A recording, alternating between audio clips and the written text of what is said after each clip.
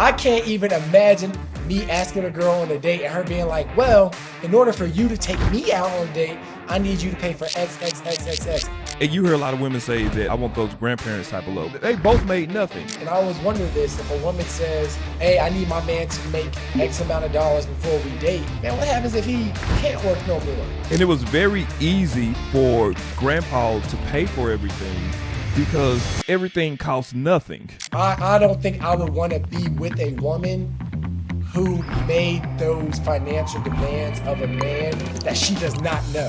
What I would tell my friend is that don't chase men, find a man. I feel like there's just this epidemic of people having or assuming they have all of these superb options.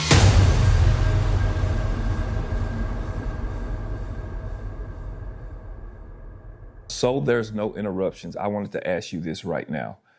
Do you mind checking to see if you're subscribed? Because the analytics say that about 75% of you guys watch a lot, but you don't actually subscribe. And I get it. YouTube is a thing where we're not hitting the subscribe button. If you hit that subscribe and help this channel grow, we'll get the people that you want to hear and have the conversations that you want to have with them. So I appreciate it. One more time, check see. Are you subscribed? Okay, cool. Thank y'all so much. All right, no more interruptions. Let's go straight into the conversation.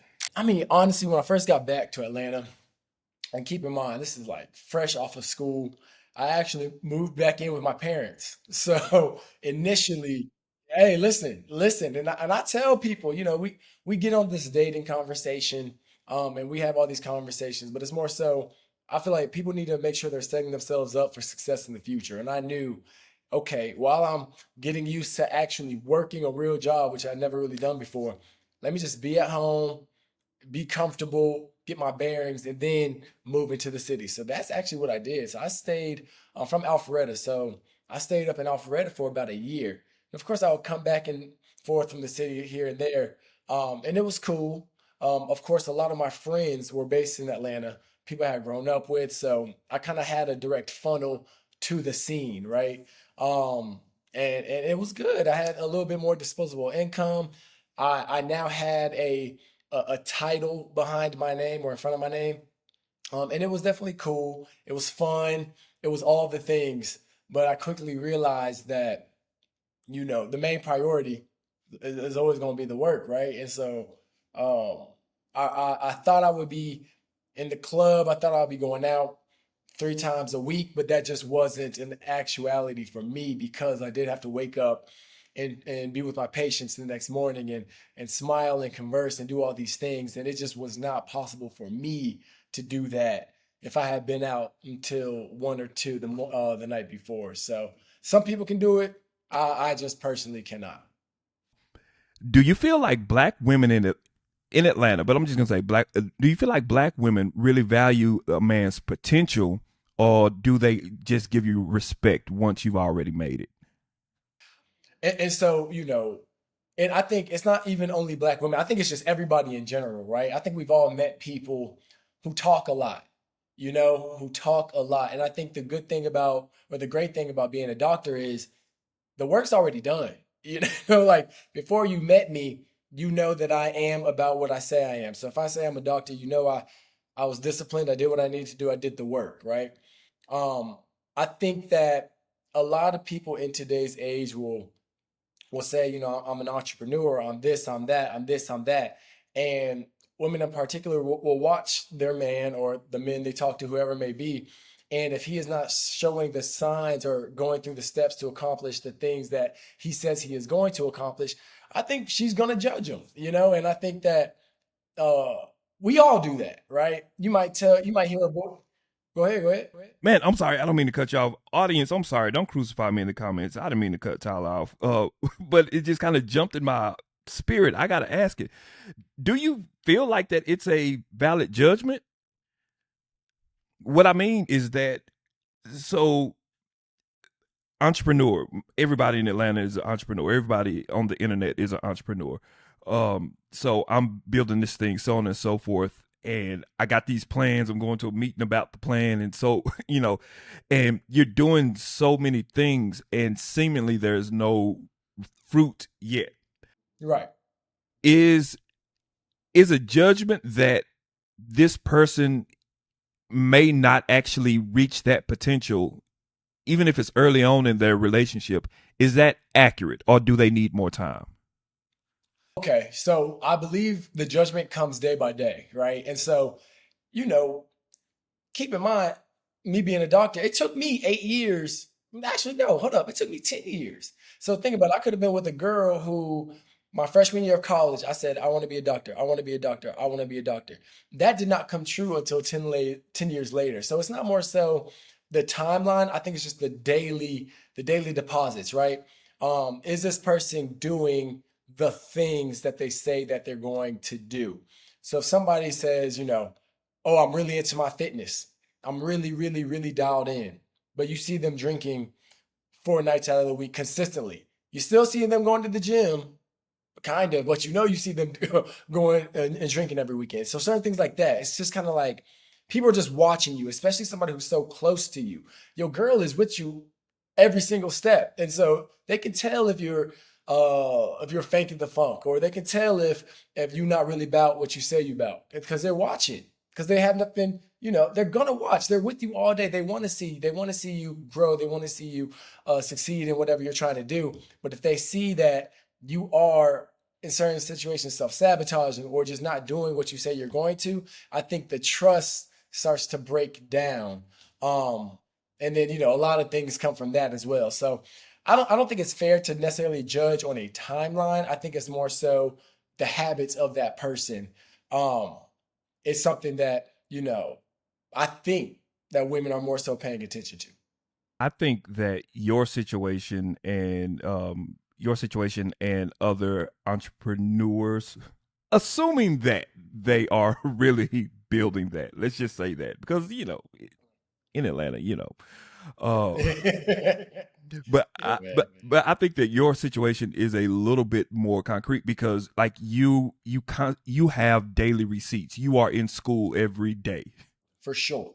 You are learning something every day. So as long as you go to class, for the lack of a better term, you go to class, come home, crack open a book, uh, do work, get a grade, and do that's your daily receipts. So they're like, okay, Tyler's doing it. For the person who's, oh man, and no shade to anybody, I love my apparel people, but for the person who's building the t-shirt business, um, it's not that linear. But you don't think that the daily deposits into the business isn't like, if you're designing a t-shirt label, whatever it may be, I expect to see some designs. I expect to see you doing some research. I think you would be go talking to some manufacturers. I think you would be having photo shoots at some point. I mean, there's a path always in every single business. And so it's just kind of like, if you've been talking about starting a clothing line for 5 years and I've never seen one design, it's just kind of like, what's really going on? I think sometimes people in general, I think we get this dopamine rush from saying we're going to do the thing. That's exactly right. Yep. And I've fallen into that as well. I've started projects, or I said I was going to start projects, whilst I was in dental school. I just kept talking about it, and it felt good. It felt good to talk about the mission and the vision of the project. But it never came to fruition because I was getting that dopamine hit from talking about it. So I think that's what a lot of people get caught up in, for sure. I have another question. I'm gonna ask you real quick. Are you a talker? Uh, I get my stuff out there. I build in public, or are you a real G's moves in silence like lasagna? Like, I used to be a talker for sure, but as I'm getting older and getting more mature and realizing that, like, a lot of people don't care. That's another. A lot of people don't care about the vision, and they just want to see the end product, and that's absolutely fine. I think we've all been desensitized to the talk because we've all heard the talk so much from so many people, And so, personally, in order to avoid that fake dopamine, I've been trying to move in silence more and just do the work. And I much rather pop out and say, "Oh yeah, I got this brand coming out." And somebody say, "Oh, really?" And I'm like, "Yeah, oh yeah, here's my website. Go check it out. We got this in stores, blah, blah, blah, blah, blah, blah, blah." Oh yeah, I'm over here at my practice. Because I've also, okay, personal example. I have been talking about getting my own dental practice for a while, right? And Congratulations, by the way. oh no, thank you, thank you, thank you. Just that sentence alone deserves a round of applause. Well, I appreciate that, Hold man. on, I got it. Hold on, hold on. But All right. hold on, hold on, hold on, hold on. Before the applause is deserved, the thing about that is, I talked about it 2 years ago, and I talked about it before I even really knew what the process was. And so, what I mean by that is, when you get a dental practice, you have to find the space, you have to get the permit, you have to build the space out, you have to do all these things, and that process could take 16 months after you find the location. And so here I am 2 years ago, 3 years ago, being like, I'm gonna get my own practice, I'm gonna get my own practice. And here we are today, and I'm still looking for a location. And so, looking back, I'd much rather had, built in silence, did what I had to did what I had to do regardless, because I still gotta do the work. I still gotta find locations, still gotta find the constructors, do all these different things. I much rather had did it and then popped out and been like, hey y'all, I want to introduce to you all my dental practice. Here we go. Go hit the link in bio, book your appointment. Come on. I wish I had done it like that. And so I think that just comes with maturing and just, self-reflecting and just thinking about what I could have done better, and how I could have achieved my goals in a more efficient way. It's interesting because um I in my younger days, because I think that people like you and me and people who will watch this show, we're some version of dreamers. For We sure. we see a thing, we want to build a thing, we do things, we fail at things, we succeed at things, we try things, we're dreamers. In my younger days, I would not say anything about anything, um because in my background, in my world, it was always nobody wants to hear your plans. We just want to see the thing done. Yeah. Um, and yeah, I mean, I think that's true to a degree, but Mhm. there's also, as I'm getting older, there's also it's two things in my opinion. There's this level of accountability that once you say it, it's kind of like the right division make the plane that they see you maybe run and that thing, that whole thing. Once it's out there, you have some type of responsibility to it, Okay. as opposed to it's this dream in the back of my head, and I can build for I can build for 12 months and the thing falls apart on the 13th month. And when Okay. people look and when people see me on month 14, they're like, "What have you been doing for the last year?" And it's like because I never said it, like it makes it seem like I've just been playing PlayStation that whole time. It Yeah. Yeah. I can see that. So you talk about more so like growing in public, and I do believe that because I mean I believe you're doing that right now. You have your series, you're putting out content, you're actively building the brand, and that is amazing. I do believe in that if you're going to do that. But another thing on the other side, I feel like if you do that and say for whatever reason you don't follow through with it, you can exponentially lose confidence in that idea and in yourself, and just really derail you. So it goes back and forth. And like whenever I do see people pumping content, kind of like yourself or whoever else it may be, I respect it because I understand those shots. I always think of like content as like a piece of like digital real estate, right? And me and you talked about this a little while back, but it's more so like you don't know what's going to go. A piece of content that you produced a year ago might be the one that gets you seen. That's going to get you a client to boom, boom, boom, boom, boom, boom, boom. So I respect people who do it, but even with that being said, you just really got to do it. Regardless, you really got to do it. You got to do the work. You cannot skip the work. That's it. That's really it. that's the in, whether you say it by whether you say it and everybody knows and you do it or you do it in quiet and nobody knows. Like you gotta do it. And I think there's two things before. Man, we supposed to be talking about relationships. This is good though. Um, I think there's two things that happens. Especially when you're building, you got to do it because number one, you got to fail. Yes. Generally, your first thing will not work out. Ladies and gentlemen, I'm sorry. Generally, the first thing will not work out. And the beauty about that whole thing is that that first thing is not really for your customers. The first thing is really for you. Yeah, yeah, It's to find all of that stuff. And the second thing is that, which is probably more important than failing, I think, um, is getting those reps in.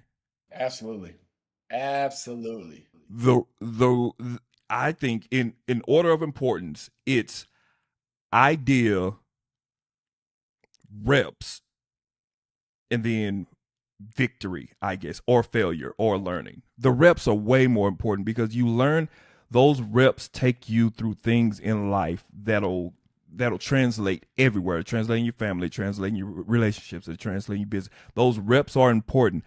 That's why, and I want to get your thoughts on this. I promise I got more. Hey, I promise I have more questions on this dating scene. But man, this is good. This is good. Um, the reps are important. That's why I'm a huge proponent of, like, especially like with social media podcasts and stuff like that. Man, get as many episodes out as you can, as soon as you can. Not to be consistent for the algorithm. It's so, with everything that you do, you learn. So the more you learn, the quicker you learn, the quicker you grow, the quicker you get to the spot. What are your thoughts on that? No, I absolutely agree.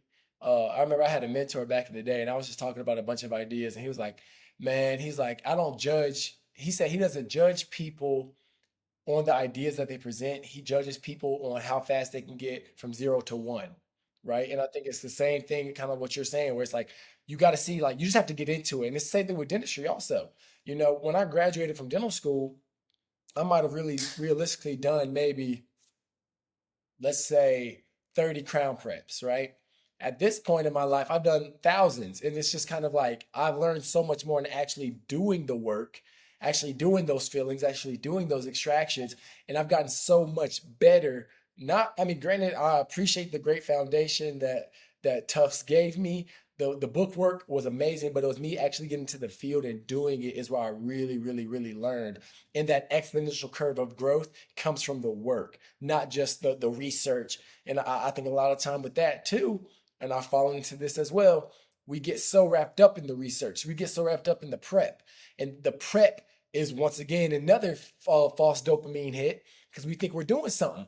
Oh yeah, this today I sat down and I watched a video on how to create a video. I watched a video on how to create a video. When it's like, bro, you could have just made the video and you would have learned so much more. So, no, reps are everything, man. Repetitions, nothing's ever going to be perfect. So it's just kind of like a full send on your idea. Just go, man. Speaking of just going, in the dating world, in the relationship world, have you ever felt overlooked in the process of achieving the goal, becoming that doctor? Break that down a little bit more. Okay, so um, before you get the white coat, Okay. you are you're Tyler with the potential. Yes. He's gonna be a doctor. Uh, Theoretically, hopefully he's passing. Hopefully he's Yeah, yeah, right, right. Hopefully doing the work. Hopefully, yeah, hopefully. so hopefully, you potentially you're going to be a doctor, but you're not. You don't got the money. You don't got the status. You don't got the title. All you have is anxiety and debt, and growing debt. Um, have you experienced, like, maybe, and maybe not so much of the the women who are matriculating with you, because I don't think that that counts, but like outside they see you like, oh, you're going to this thing but you're not that thing yet. um have you ever felt like overlooked or counted out? So let me tell you this: what I have seen, and not personally, but just in life, man. What I always tell people is that, like, you can't unlame a lame, and I mean this with, like, just being like so like genuine. And when I say lame, I don't mean somebody who's like a nerd or quirky. I think that's great. Be you, always be you. But I think that sometimes people can just be just kind of corny and just be mean and just be kind of arrogant and things of that nature, right? And so what I did see was people get into dental school and say, "Oh, now that I'm in dental school, I'm about to go ham. I'm about to just do XXX, or when I become a doctor, I'm going to do XXXXX." And whenever somebody says that, you can kind of just like look at them and be like, "Ah, okay. I see that you might not even be familiar with the opposite sex. And so you're going to try to leverage this thing to now be cool." And that never works out. That never works out because the true character of that person, even with the title, they might still be an a-hole, right? And so, yeah, no, I think that, myself as well as the group of guys that I kind of rolled with throughout dental school and have became my best friends after dental school or during whatever it may be. I think we all were, pretty fortunate in having the gift of gab and being personable. I think dentistry is a little bit different also because you do rely a lot on your personality and your ability to communicate. And so, when you're talking with the opposite sex, that's one of the main things. Like if you have that, you're usually good to go, right? And so, yeah, I just never really, I've never struggled with it, but when I did see people kind of try to leverage the doctor thing, it just never really worked out. Man, in my undergrad days, it was the exact same thing. Pledging, pledging. Yeah, yeah, same exact thing. The same. It's the same exact thing. Uh, yeah, man. When people have a platform is a weird thing. It really exposes people. So full transparency. I mean, cool kids know. And man, I've been married for 15 years, man. I've Bless you, bless. Let's clap it up for that. Clap it up for that. all of those years was all of those years wasn't great. And I used to I used to say this more because people I would say that and then people will kind of do that. Oh man, congratulations, and then I would immediately come back with a well, all of those years wasn't great to try to kind of put some balance and perspective in it, just to kind of let people know that like man, it's hard. Yeah, for Um, sure. I think that as I'm going, as I'm getting older and I'm doing this more and more and I'm talking to people, I think I'm starting to do that less and less. Um, I don't need to vilify marriage just For so sure. people can say, just so people can feel better if they hadn't had a honeymoon for all of their time. Yeah. Um, So I said all that to say I ain't been dating for what like 19 years. I haven't asked a girl on a date in 19 years. What is it like these days? Yeah, man. I mean, so, transparently, it's so crazy. And I laugh with my girlfriend about this now. I'm just kind of like, yeah, baby, I really don't even really remember, And so it's funny, I just kind of go off of what my friends have told me. But they say, so we've been together for about 2 years now. We've been, yeah, yeah, man. It's, there's been work for sure, but it's also, man, it's been great. It's been great. So, definitely happy with that. But yeah, from what I can tell, and granted, keep in mind, I work in the dental office, right? And so literally, I work with, I want to say about 12 women every single day, and they're coming at me with all of their experiences, and I feel like there's just this epidemic of people having or assuming they have all of these superb options. Um, and I think that is what really is killing dating in today's age. I think that because you may have so many options or you think you have so many options, you're not even giving yourself the ability to really get to know the person who's in front of you. Um, and it's really unfortunate. And I think that, with that comes a lot of issues because then you become this like serial dater, right? And when you become a serial dater, obviously if you continue to date, not obviously, but usually you're not having the best experiences, and so then you may become negative in regards to the dating situation. I think both men and women. I think some of my guy friends who might be dating might say, "Man, there ain't no good women out here," and girls will say the same thing. And so it really, really sucks for people who are not giving or having that genuine ability to kind of sit down with one person, get to know them. Because man, it's almost like fast food. It feels like fast food. And that's all I can really like, all I can tell. You know what I mean? Interested to like really hear the breakdown of this. Not any good men out there. It's not any good women out there. I once again I hear that all the time, especially in this All platform. the time. So question, real question for you. And it's funny because I was literally talking to my girlfriend about this the other day. Um, I was saying that a lot of girls might make that comment that there's no good men out here, but then I also asked her, where are these girls looking? Like what situations are they putting themselves in? So I want to ask you, what would you tell a young single lady who's looking for I actually hate the term high value man, but I hate it too. Okay. but if they're looking for a good dude, what would you suggest to a friend and she's asking you where she can find one of these guys? Um, Tyler, man, that's a good question. It's tricky, man. I'm telling Well, number one, I would say that you you only got to find one. like that's that's really, let's start there, because you don't need to find good men. You need to find a good man. you. That's fair. That's fair. And I think that to your point, with there's so many perceived options between dating apps and social media, and you think that in real life, just because you can swipe right, like that person is not um a match for you, but the next person will be. In real life, you cannot swipe right, and in real life, that person that you may think is the dating app version, that person that's a 6, in real life, they may be your 8, they may be your 9.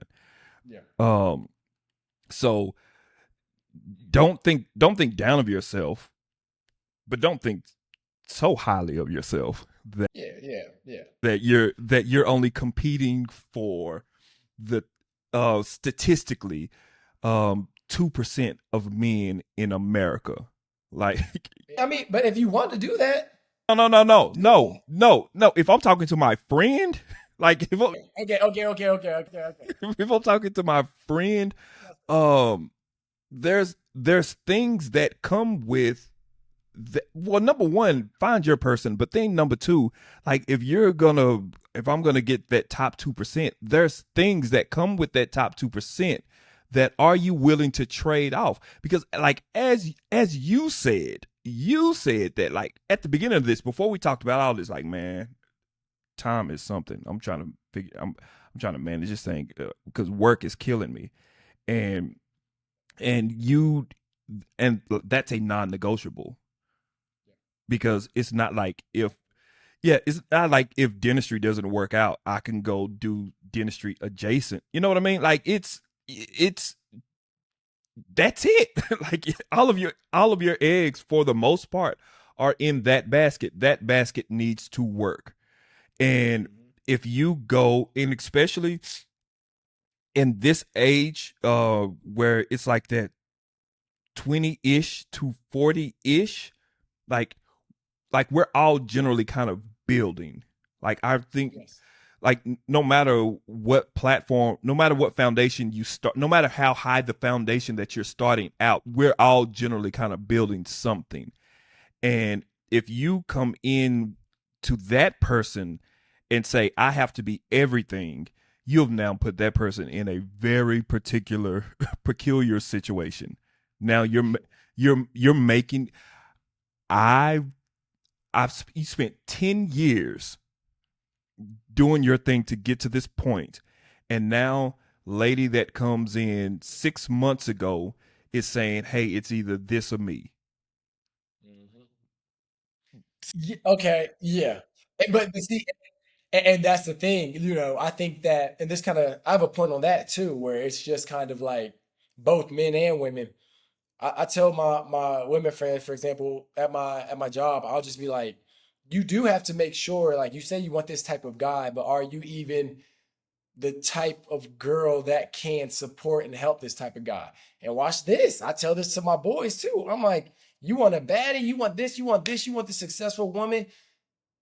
Can you handle it? Like, that's another thing. Like, we can get into that conversation as well, where it's just kind of like, I think we want these things, but in pursuit of these things, are we even working on ourselves to be the person that can support the person that they want, if that makes sense? And I think on both ends, I think guys, a lot of the time, we think that money might be enough. We're like, man, we paying the bills. She should be good. We do what we do. We have fun. I pay bills. We're good. But it's like, and what I'm learning in this short 2 years, there's just so much more to, granted, getting a woman, getting a man is one thing, but keeping that person is a whole nother game, right? And I think that those skills come from really development from within. Like, are you emotionally intelligent? Are you able to be patient? Are you able to do XXXXX? Um, and that's just more so like self worth and self help and self improvement, and it just gets deep, man. I think that if I'm still talking to my friend that's a girl, I'm telling her that social media is setting her up for failure for a real relationship. Um, because what social media is telling you is that everything is me focused. Okay. um it's my worth, it's my value, it's my happiness, it's my peace, it's my joy, it's my, I'm building this, and so they're going to support all of this stuff. And if they don't protect my peace, so on and so forth, all of the conversations, girl, I wouldn't let, all of these things that are happening in these sister circles conversations, that's um it takes $1,500 for somebody even gonna be able to take me out on a date. They gotta buy my dress. They gotta get my hair done. They gotta take me out. They gotta like Uber Black. Uh, so all all all of this stuff, and I want to hear your thoughts on that. All of this stuff for the opportunity for a man to experience the wonder that is her. Yeah. The truth is that may have been true 15, 20 years ago. Mhm. Now, these days, as a podcast host, talking to me and talking to professionals, talking to, having these conversations, less and less men are saying that that's a bad deal. And, and I got to do all of that in exchange for sex is a terrible transaction. And, so that thought, if you go into it with that thought, you are, I'm talking to my friend. Y'all, I'm not talking to y'all. I'm talking to my friend. I'm saying that if you go into that, then you're going into it subconsciously on a transactional level, and that doesn't work out. Um, find somebody who makes you happy, um, and brings you joy, and don't cheat and don't beat, and maybe they make $500,000, maybe they make 70.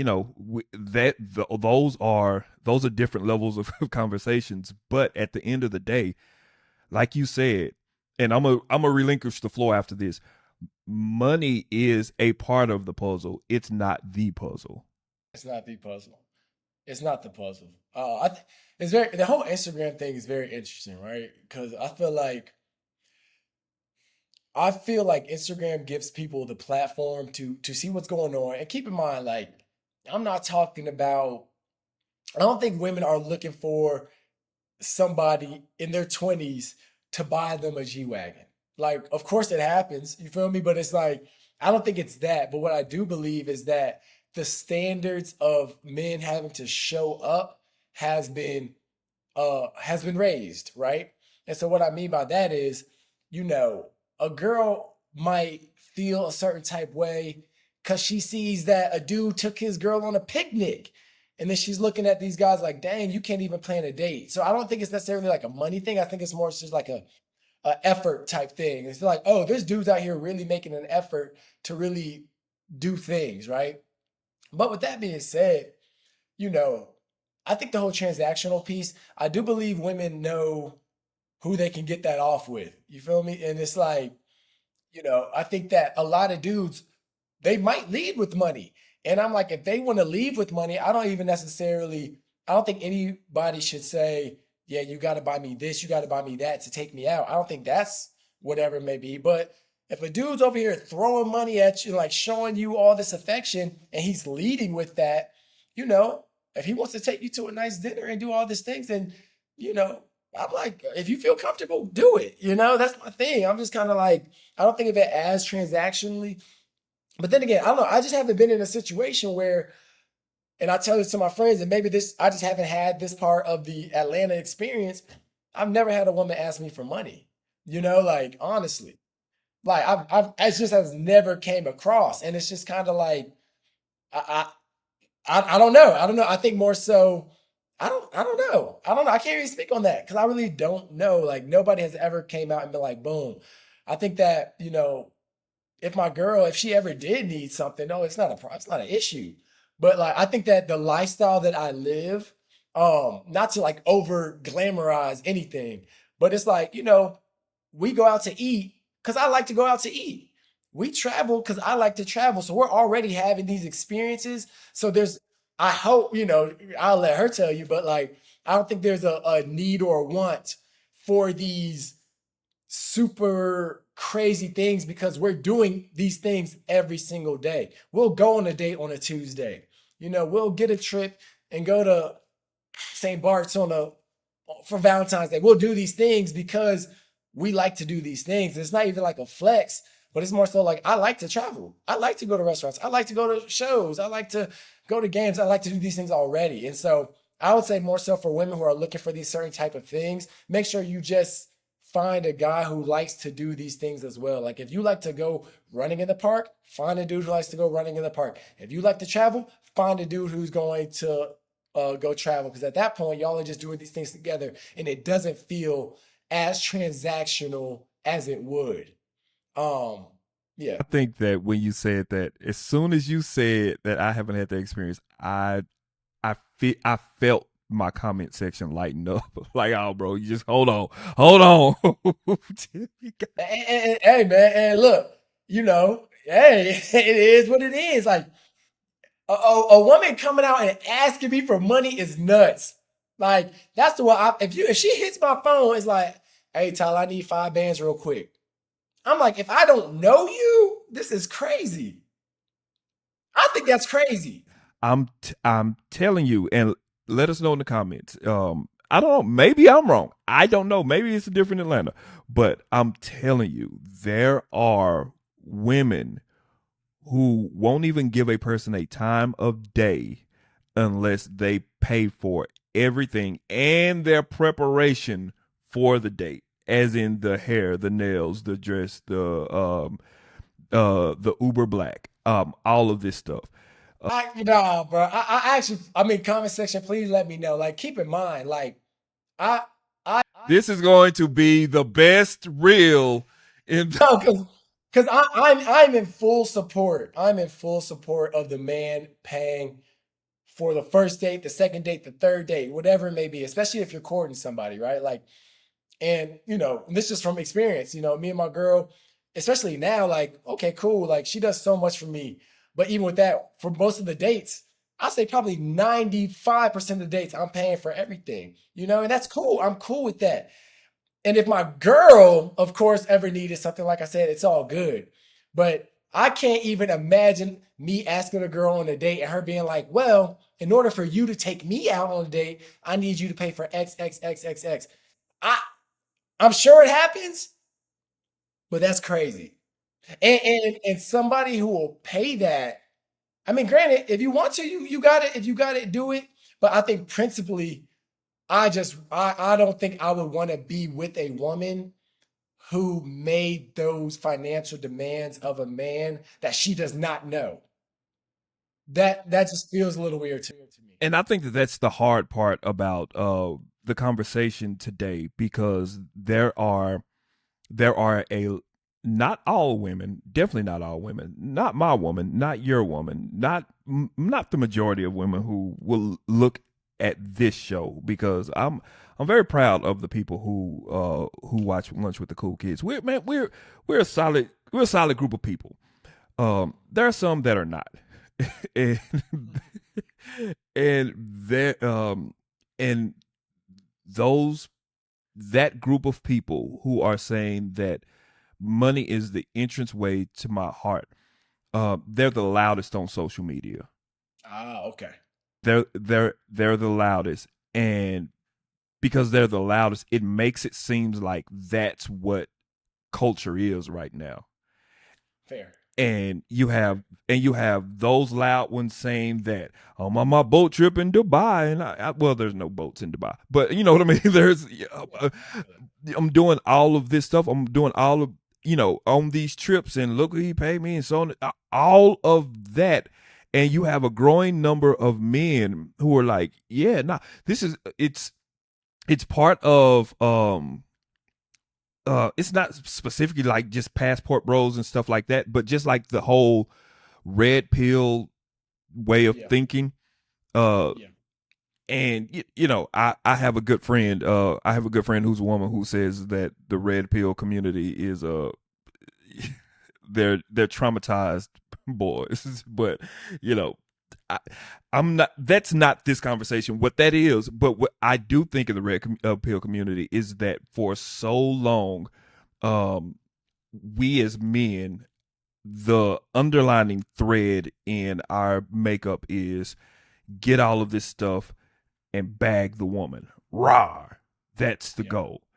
And Get the resources, find the queen, do the thing. Yeah. Yeah. then the on the other side of it is the queen is like be in a position to be found. Ah. So Hmm. in the man, I can't put a timeline on it, but in the last 10 years, last 15 years or something like that, there's a growing number of men saying, oh, man, that's a bad deal. Hmm. But you know what, man? I'm gonna tell you. Like you said, I think this speaks volumes as well.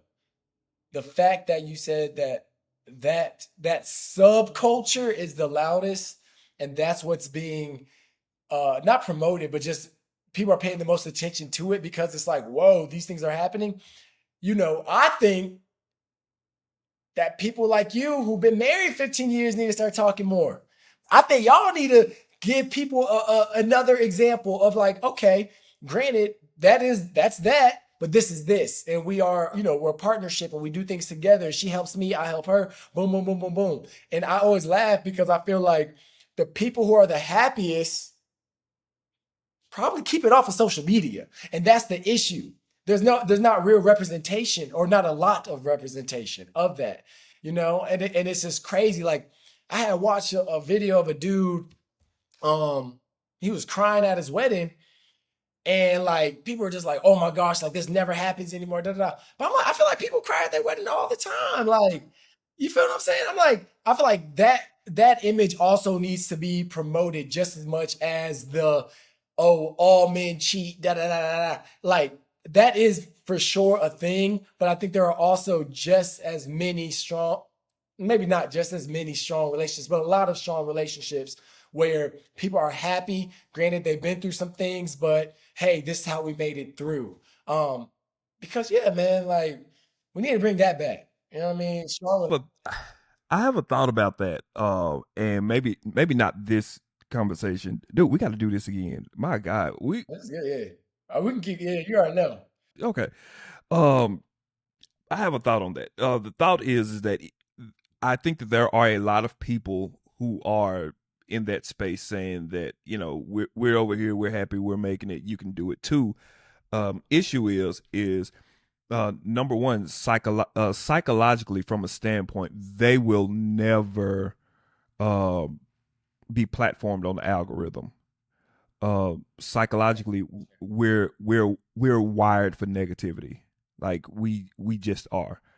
Um, and there's a whole big thing about it. I won't go into it. The clearest example that I can disseminate right now is that you never watch the evening news and and the leading story is, "Hey guys, it's been a great Tuesday today."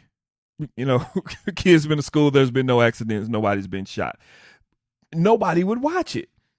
It's always things are always led with the most traumatic story, and it piques our curiosity, it piques our interest, it piques our triggers, all of that stuff. That's what social media is.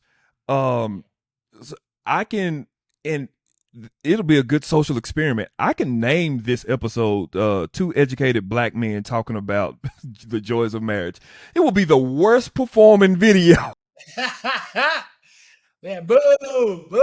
Nobody wants to see that. No, but uh uh black man says that he's done with black women. Oh, let me, like that's so the idea of putting the positivity of marriage back in there, like there's people saying that it'll never be platformed because people we won't watch it. We just won't. The second thing is that, and as a podcast coach, and I help people build podcasts and grow, monetize, and scale, and all of that good stuff. A lot of people are doing it. Most of them are not entertaining. It's I mean, yeah, yeah. God's honest truth. Like it's hard. It's like, man, it's a hard watch. It's a hard watch. Look, man, you gotta hold on, man, because time gets tough, and man, just. Hey, man, that voice is crazy. But you know that voice though. You know that voice though. Yeah, man. Like, Hey, man, but it's a voice of a dude being content. You know what I mean? And that's another thing, man. I could just go on a tangent on relationships, on professional life. Like, I feel like there's so much like depression in the world and all these different things because people, I mean, social media might play into it a little bit, but like people aren't, and I don't think you should ever, let me backtrack. I think you should always be trying to grow. I genuinely feel like happiness comes from growth. If you're growing in your professional life, if you're growing in your relationship, you will be happy, right? I think you're in the green. But with that being said, I think that we can all kind of overshoot that sometimes and want more, more, more, more, more. And I think that's when we become displeased in certain things. That's when it's like, man, I don't even like this job. And we can't even, I don't even like my person for real. Let me see what's out here better. Da, da, da, da, da, da. So it's like a weird balance of one, of course, always pursuing growth, but also at the same time appreciating where you're at and what you have. Because I promise you, I, there is somebody, and me and my friends talk about this all the time. There's somebody in or trying to get into dental school. We might say, like, man, I'm tired of working 6 days a week, 5 days a week. I'm tired, man. But there's somebody in who's a pre-dent begging to be in this position. You see what I'm saying?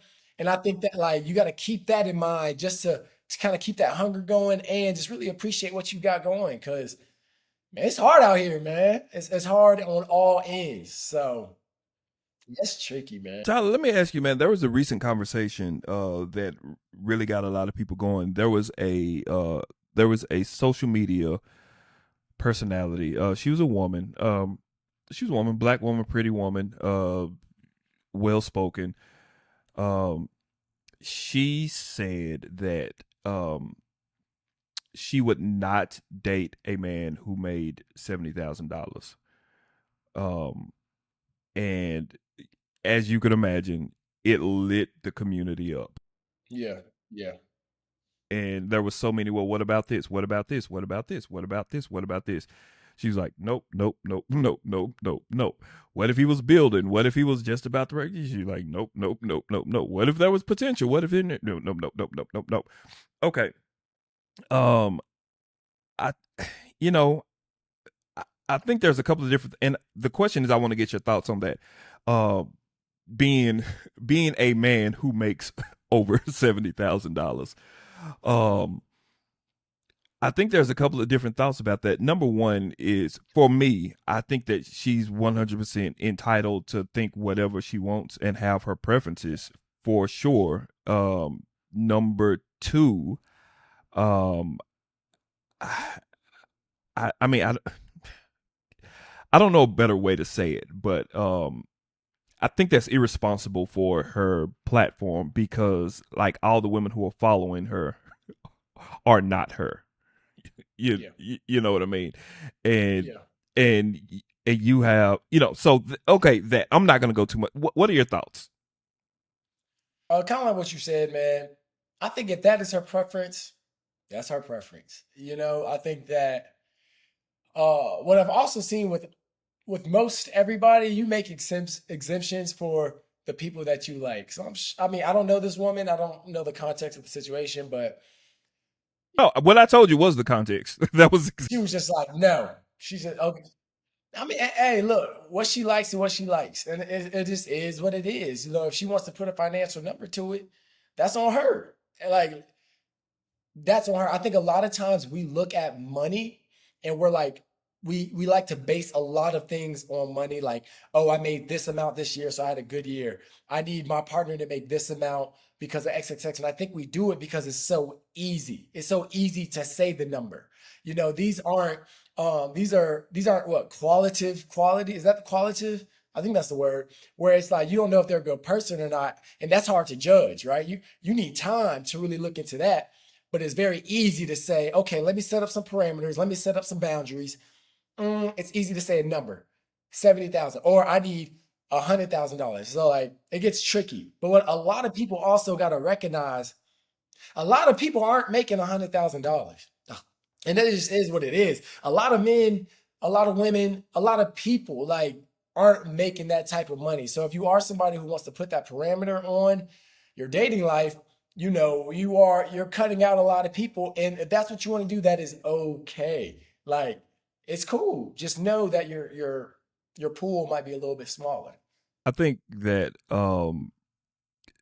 because we're black and because a lot of us didn't grow up. I mean, really, what I say black people didn't really start getting money maybe late 70s, 80s, maybe.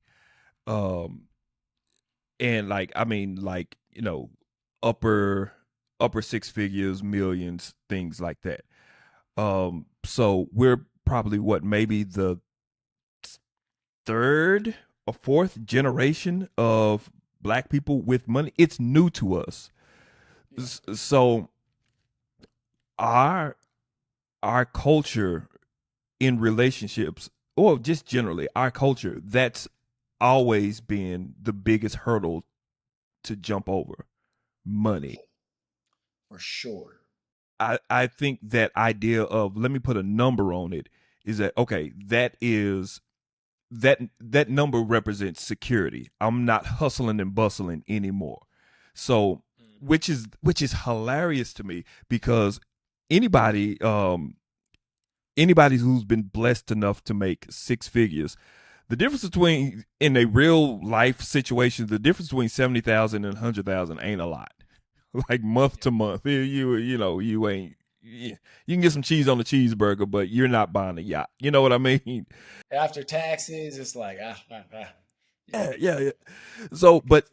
but it's that it's that idea of, if this person is hitting this barrier, if they're breaking this barrier, then we're gonna be more stable. So really, what I think that people are saying when they attach the number thing is, they're saying that this is my marker for stability, and generally, Okay.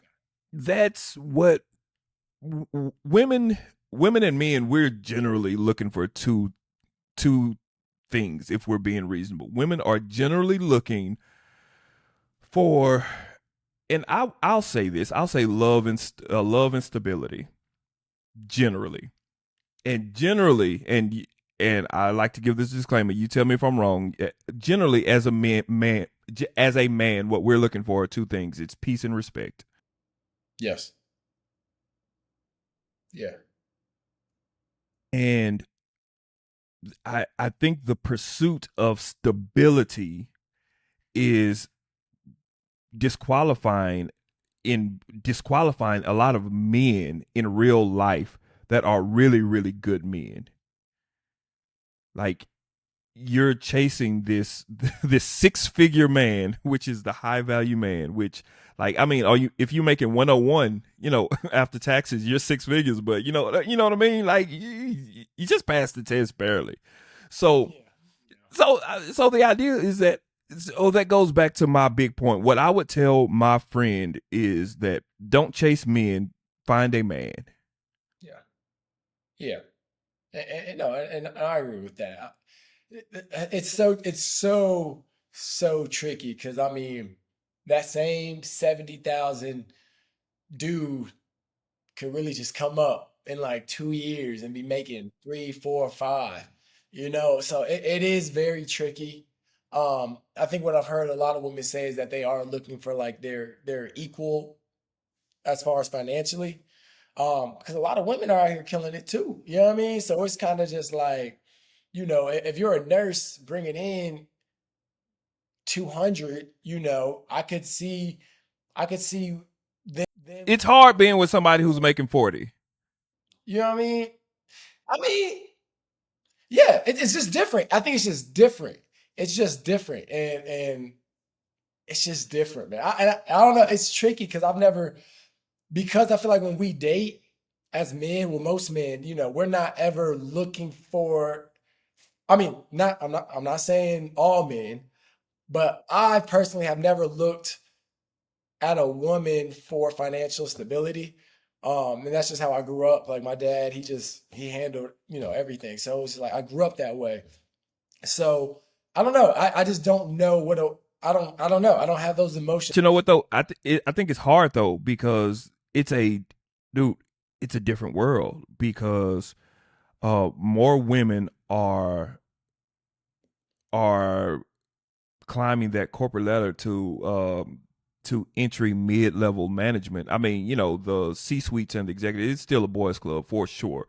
For Uh sure. For sure. uh but that mid tier, that 150, 200, 250, 300,000, like a lot of educated women are taking that spot. And the gap between that and the the layperson who works with his hands, who's making a quick 80, who's making a quick 45, 50, something like that.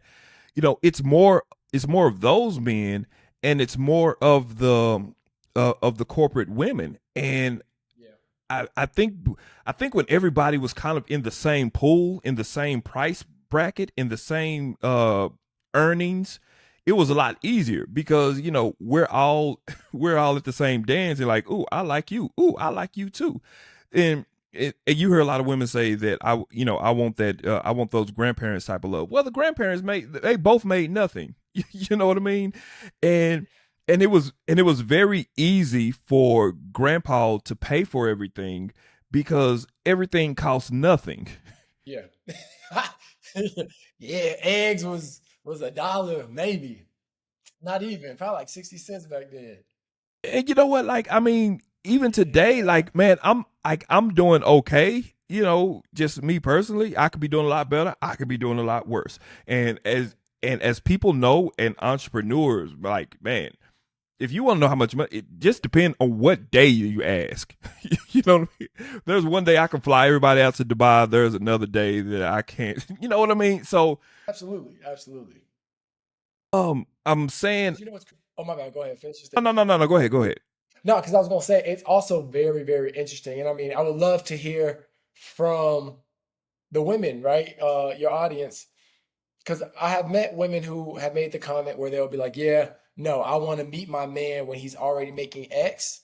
But then I also know some women who are like, yo, if I really rock with dude, we're gonna get it together, And that's also interesting because the woman who is like, and I always wonder this, if a woman says, hey, I need my man to make X amount of dollars before we date, I wonder what happens if he can't work no more? Like we have a long life. Things happen. Like what happens if your husband who was making 300,000 a year, y'all had this amazing, amazing lifestyle. If he gets hurt and he can't work anymore, are you gonna stay or are you gonna leave? Versus the woman who in the beginning, she's like, okay, you know what? I see this guy has good values. Let's build it together. We're gonna get it together. We partners. Woo, woo. I, is she going to stay in that situation if, God forbid, her man can't work anymore? It gets very tricky, and it's like I know a personal example of a family. Man, that exactly happened. Guy was making a great money, and then he became disabled, and she had to put the boots on and whoop de whoop and do what she had to do. And it's like that type of love, I feel like is becoming more and more rare in today's society. And it's just crazy. And I'm trying to understand how to even foster that. You know what I mean? Like how do you even build a connection so deep to where it's like, okay, if anything did ever happen to me, is my wife going to, I don't know. It's tricky. It's so tricky. It's tricky. In my humble 15 years of marriage, I think part one of the big answers is just time. Like Yeah. it's time, because one thing that is absolutely true is that your situation won't stay the same forever. For sure. And that's just in 15 years. Imagine 30 years, imagine 40 years. Imagine going through the boom of the 90s where everybody's eating, and then the crash of 2008 where everybody wants to kill themselves, and It was bad. It was bad. going through going through the Trump years, and then going through COVID, and going through all of these things are big, massive changes. And if your relationship is predicated on best case scenario, then you might as well hang it up right now, because Yeah. as Yeah. time goes on, you won't be financially stable all the time. There are times, bro. There may be a situation where you're in the office, and for some wacky reason, like somebody cuts your thumb off. You know what I mean? And like, okay, now, Jesus. Hey man, don't put that. Hey man. Hey, look, bro. Hey, knock on something immediately, bro. I well, okay, I take that back. But what a come. Hey, Jesus. keep his thumb.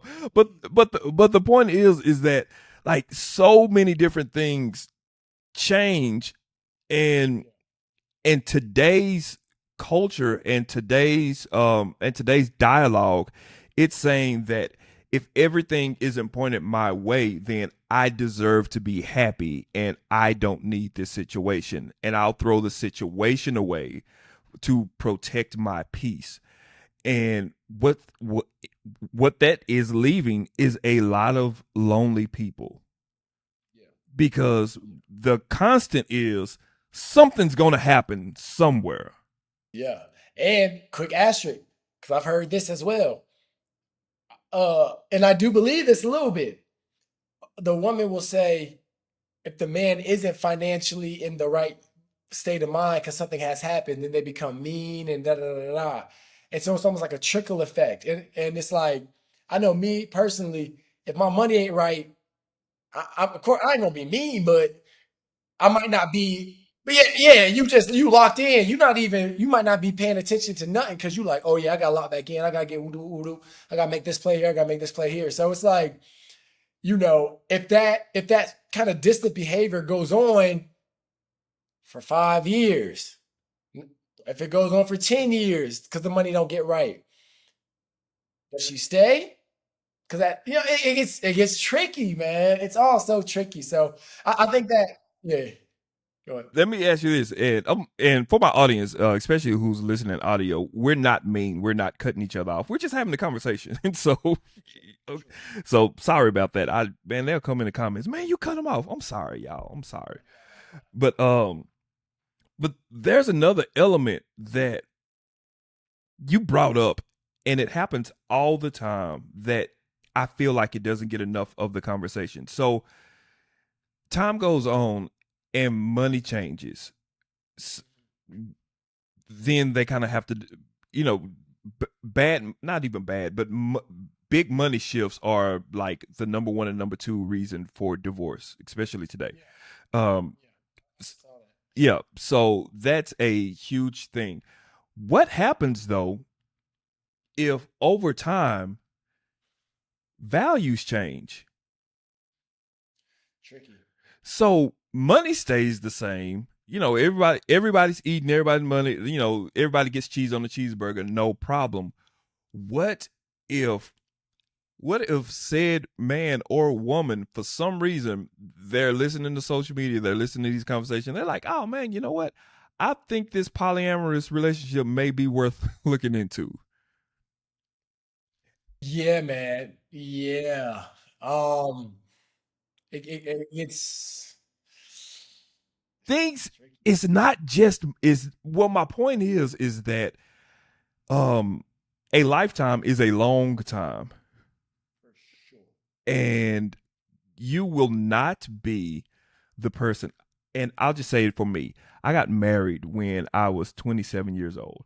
Um, I when I was when I was 30, I was not the same person that I was at 27. When I was 35, I was not the same person that I was at 30.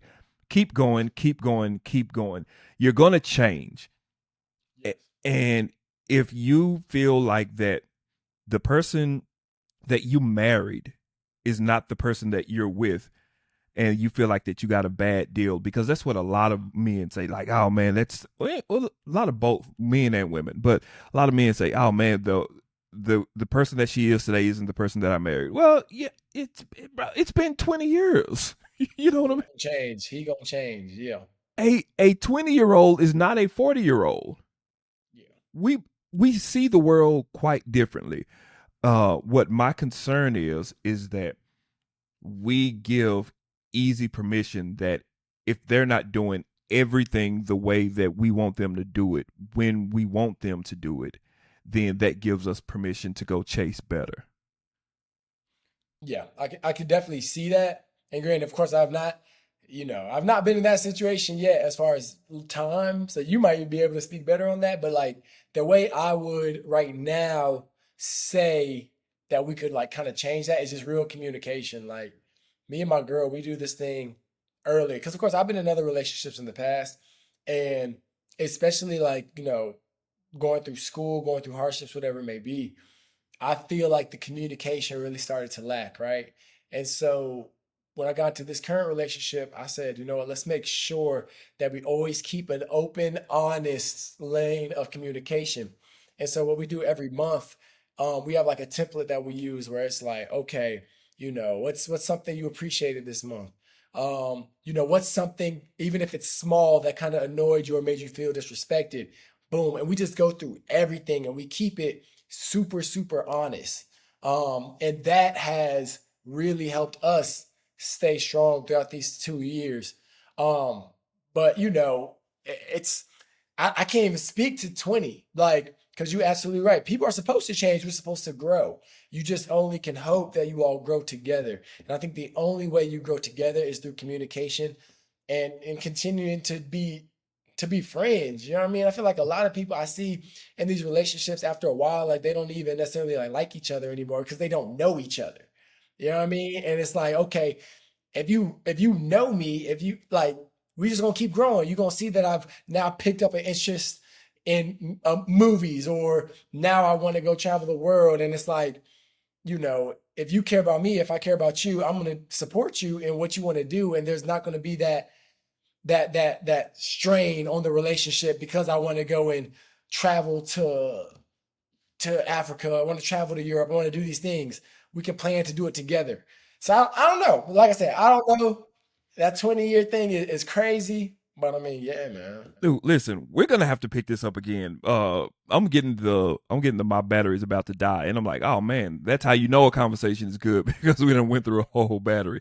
Uh, let's do this again. Tyler, real quick. You got something that's coming up. Tell us about that, and then also tell us where we can find you. For sure, for sure. So, yeah, everybody, like I said, I'm a dentist in Atlanta, definitely working on getting my own practice. So that's still loading. But of course, if you all ever have any dental questions, please reach out to me. My Instagram is at Dr. T Brown. I would love to answer you, or if you all are having any issues, and you need to kind of be steered in the right direction, I can definitely put you in contact with some of my really good friends, some people that I trust. On top of that, I have a podcast coming out with three of my best friends from dental school. It's called the Never Seen It podcast. We are all dentists. One of my boys, he lives up in Baltimore, but the other two on the podcast actually practice here in Atlanta as well. They have their own practice. And basically, we are just talking about the trials and tribulations that we face, making that transition from being students to becoming young Black doctors in the city. So, yeah, please, we're going to be dropping the first episode pretty soon. It's called the Never Seen It podcast. We'll have it on YouTube, have it on Instagram. Please check it out. And yeah, like I said, if you all ever need anything or ever have any questions, please reach out. Always here to help. Dr. Tyler Brown. We'll link everything in the show notes so they can be able to find it. Man, thank you so much. Let's do this again. For sure, brother, for sure. We'll be in contact. You already know. Yeah, man. Cool kids. Thank you so much. This has been a wonderful, wonderful episode. Let us know what you think in the comments. YouTube thinks that this video that you're about to watch, that you should see it. So I would stick around and watch that. You go change the world. Don't let the world change you. And we'll see you in the next one.